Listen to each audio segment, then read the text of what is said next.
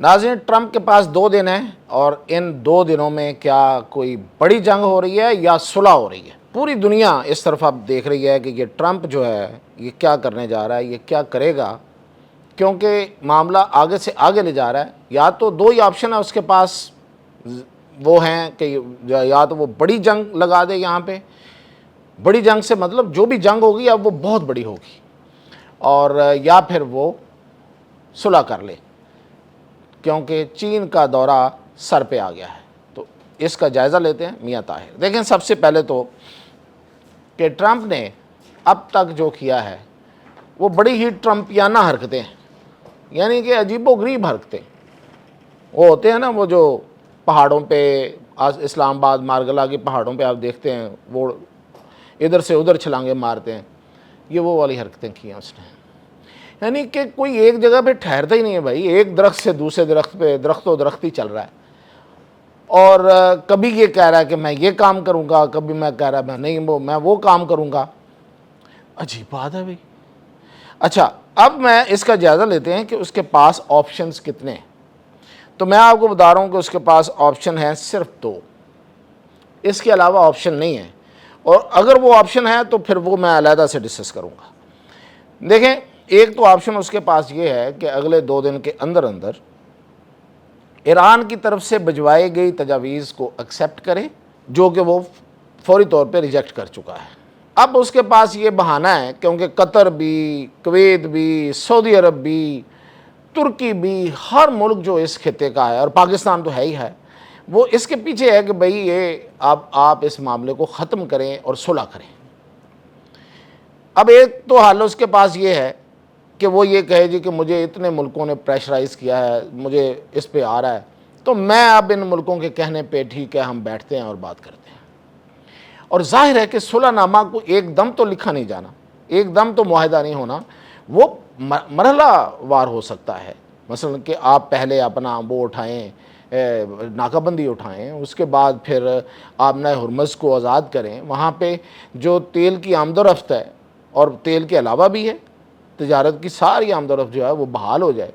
उसके बाद आप ईरान के साथ बैठ के, अच्छा, ईरान ने जो तजावीज़ दी हैं बाय द वे, ये वही तजावीज़ हैं जो इस्लामाबाद में फ़ाइनल हो गई थी। और मैंने आपको उसकी कहानी, उसकी रूदाद मैंने आपको डिटेल में बताई हुई है कि दोनों साइड्स, यानी कि उधर से नायब सदर, vice president of America JD Vance, और उस ट्रंप के जो 2 ख़ास लोग हैं वो बैठ के, और इधर से पूरी ईरान की क़यादत, उन्होंने एक पॉइंट, इन सारे पॉइंट्स जो अभी उन्होंने दिए, ये सारे उस वक्त तय हो गए थे, सारे फ़रीक राज़ी थे। सुलहनामा हुआ जा रहा था कि ट्रंप ने कॉल की कि आ जाओ वापस, साइन नहीं करने। ये वही वाली है, कोई तब्दीली नहीं है, कोई ख़ास तब्दीली नहीं है, कोई छोटी मोटी तब्दीली हो सकती है तो हो। अब इसको कबूल करना है या नहीं करना है, एक तो ऑप्शन इसके पास ये है। और कबूल करने का रास्ता भी जो है वो मैंने डिस्कस कर लिया कि यही हो सकता है कि भाई मैं, पूरी दुनिया जो है ना वो मुझे कह रही है और इस जंग को बंद करना है, और हम अगली नई बातचीत की तरफ जा रहे हैं, और चाइना की तरफ जा रहे हैं, और चाइना से बात करेंगे। जिस तरह से वो हाइप क्रिएट करता है और आउट ऑफ नथिंग वो कोई ना कोई चीज़ बना लेता, तो बनाए, करे वो सब कुछ। उसने बाय द वे एक सर्वे भी करवाया है अमेरिका के अंदर इंटेलिजेंस एजेंसी से, तो कि अगर हम इस लड़ाई से, इस जंग से निकलते हैं तो क्या सूरत हाल होगी। तो जाहिर है वो सर्वे भी उसके पास है। और फिर जो 3 से 4 बड़ी मीडिया हाउसेस ने मिलके जो सर्वे कराया है वो भी उसके सामने है, और उसमें वो 30% उसकी पॉपुलैरिटी आ गई हुई है, 30% तक आ गई है, इतनी गिर गई है। 30% से नीचे आई ना तो ये लिख लीजिए, ट्रंप रहेगा नहीं। फिर ट्रंप के पास इस्तीफ़ा देने के सिवा कोई ऑप्शन नहीं होगा। ये है असल में कि जिसकी वजह से ज़्यादा चांसेस ये हैं कि शायद वो सुलह की तरफ आए। और दूसरी बात ये है कि अब वो जो, अच्छा अभी अमेरिका की बात कर लेते हैं। अमेरिका का जो नुकसान है अब तक वो बता बहुत थोड़ा रहे हैं। बेसिकली वो अपना, आप कहें कि ऊपर वाला हिस्सा बता रहे हैं कि ये नुकसान हुआ है। भाई सबसे बड़ा सवाल इस वक्त अमेरिका में ये उठ रहा है کہ 6 ارب ڈالر جو اضافہ مانگ رہے ہیں آپ اگلے دفاعی بجٹ میں، وہ کیا ہے؟ اگر آپ کا نقصان نہیں ہوا تو 6 ارب ڈالر کیوں مانگ رہے ہیں بھائی؟ تو اس کا مطلب یہ ہے کہ 6 ارب ڈالر نقصان ہو چکا۔ چلیں آپ یہ زیادہ زیادہ کہہ سکتے ہیں نا کہ نہیں اس میں ہم اضافہ کر رہے ہیں کچھ اپنے دفاعی صلاحیت کا، کوئی 2 ارب ڈالر کا ہو سکتا ہے نا پھر وہ بھی۔ یہ 4 ارب ڈالر کہاں سے جو اضافی ہے وہ کیا ہے؟ تو اس کا مطلب یہ ہے کہ کم از کم 4 ارب اور زیادہ سے زیادہ 6 ارب ڈالر کا امریکہ کا نقصان اس جنگ میں ایران کے خلاف ہو چکا۔ اس کے علاوہ جو مارکیٹ ہے، سٹاک مارکیٹ ہے، اور امریکہ اور ان ملکوں کی جو سب سے زیادہ بڑی اکانومی بیس کرتی ہے وہ سٹاک مارکیٹس پہ کرتی ہے، جو ان کی معیشت ہے وہ سب سے زیادہ چلتی اسی پہ ہے۔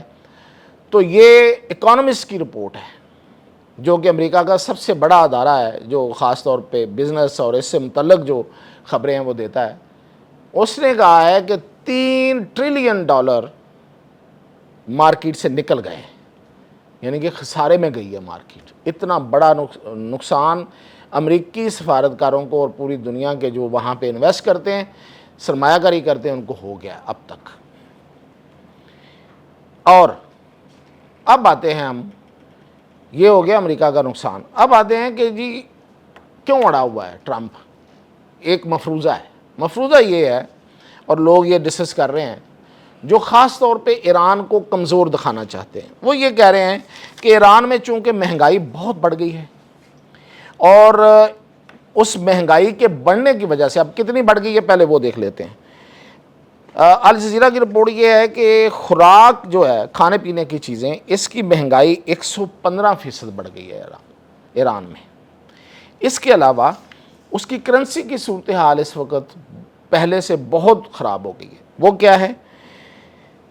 1 سال پہلے، یعنی کہ اس جنگ سے پہلے کچھ 6-7 ماہ پہلے، کیونکہ 2-3 ماہ تو ہو گئے جنگ کو، اور اس سے پہلے 8 ماہ پہلے آپ سمجھیں، جو ایرانی ریال تھا وہ 8,30,000 ریال ایک امریکی ڈالر کے برابر تھا، لیکن اس وقت 17,70,000 ریال آپ کے پاس ہو، کو بورے ہی بھرے ہوں گے، 17,70,000 ریال، تو پھر 1 امریکی ڈالر ہے آتا ہے اس میں۔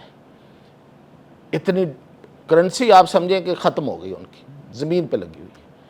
تو اس صورتحال میں اب وہاں پہ جو کچھ سروے بھی چھپے ہیں کہ لوگ کہہ رہے ہیں کہ جو چیزیں وہ کچھ مہینے پہلے خرید سکتے تھے، اب وہ چیزیں روزمرہ کے استعمال کی اب وہ بھی خرید نہیں سکتے۔